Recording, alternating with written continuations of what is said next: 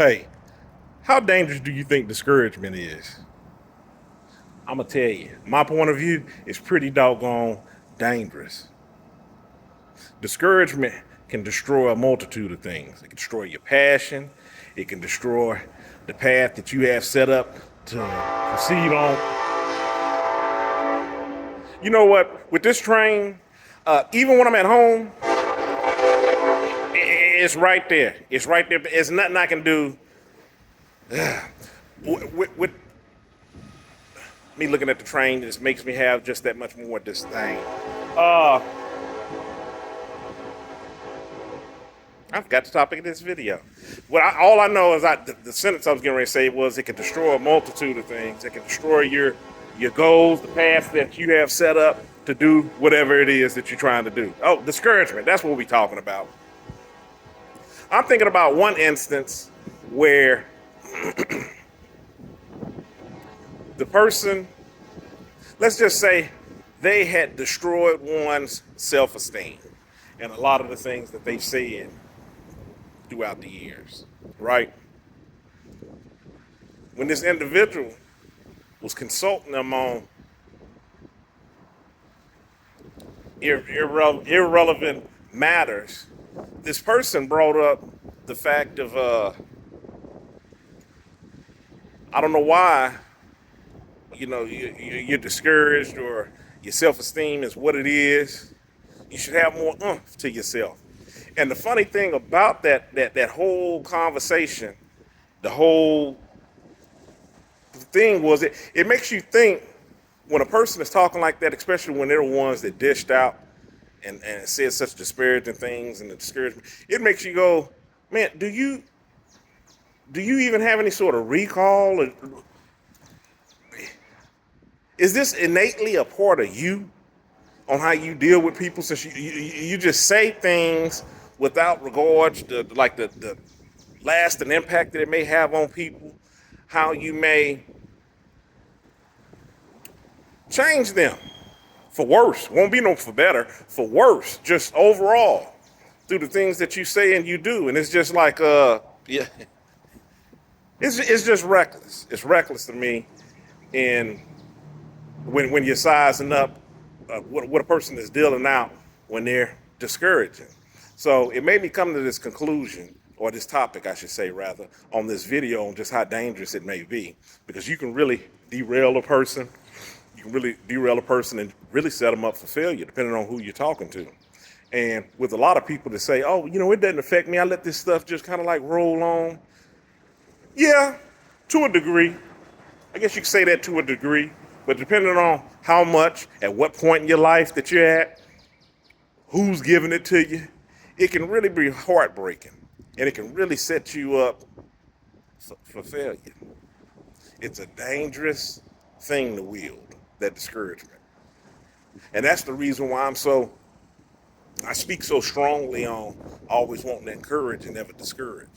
And people that do discourage and you do it willingly, I want you to be removed from my circle.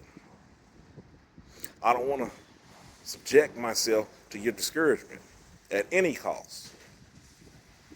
Even if my resilience is built up and I know how to counteract this, I know how to really, I'm going to say, not found ways to play around not play around, to try to sidestep your discouragement. That's probably a better word. Try to sidestep your discouragement. It's energy that can be put better elsewhere. Think about it. What am I put all this energy into this to do this for with this relationship, and you're giving me this trash? You're giving me trash to deal with. I'm giving you gold. You're giving me trash. And I got to sit here and figure out ways to sit around and make some sort of use of this trash, or find out how to appropriately dress so I don't get dirtied up from these dealings. You must be out your mind.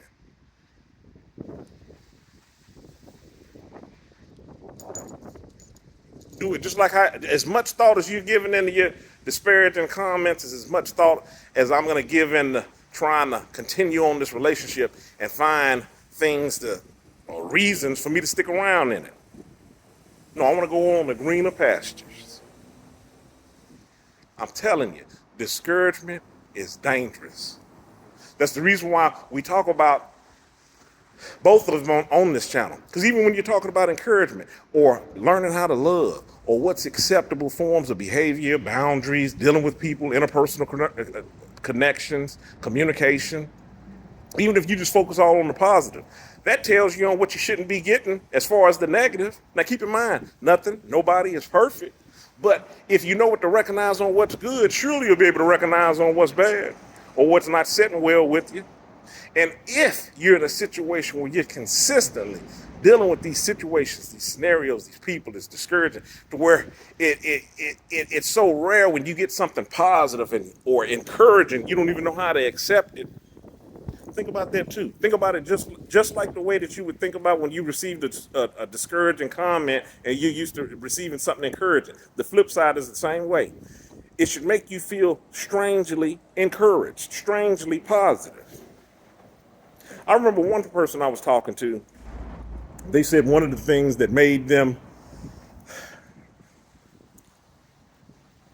consistently want to reach up and just take more of this positive that was being offered, and it just made them want to clamor for more, was they had never really had that before. So it almost made them greedy to a degree on, I want more of this. How can I get more of this? That's where that analogy is coming from when I'm thinking about, even if you're just surrounded with so-called all quote unquote bad, surely you've gotten a taste of something that's good up around you. Once you get that taste, you can't get it out of your mouth.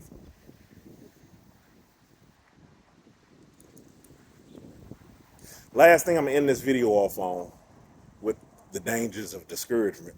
This was one of my biggest fears, and one of the biggest fears that had followed me into parenting was I didn't want the same things that I found to tear down in my youth. I didn't want that to trickle on down to my children. I didn't want to pass that along. I didn't want those inadequacies to be set in place. I wanted them to be able to recognize good. I wanted them to know what love is. Not this conflicting thing of I'm saying and I'm being mean and doing all of this hateful stuff, but hey, on the flip side, I love you. Those are mixed messages, and that's what I didn't want to instill in the youth. It was something that I carried on as well when I, substitute taught, when I worked in mental health, when I worked in other organizations that dealt with people.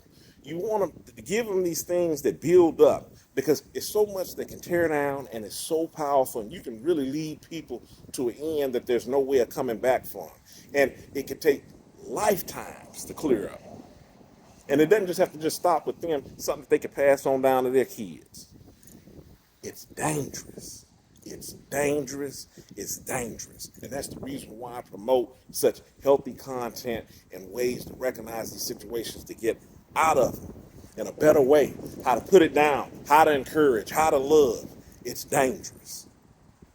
Just as it's dangerous, it's powerful in knowing how to do all of those aforementioned things that I'm talking about encouraging others, loving others, being, accepting, knowing how to, stay in your lane, sidestep some of these situations, know what to give your energy to, what to kind of turn and go on the other way, and picking and choosing your battles. All of that stuff is just as powerful and pushing you on ahead. That's my take on it. Just want to take time out to discuss that with you. If you hadn't already, hit that subscribe button. Follow me on other social media. Stay encouraged. Avoid being discouraged. I'm Aim. Y'all have a good one.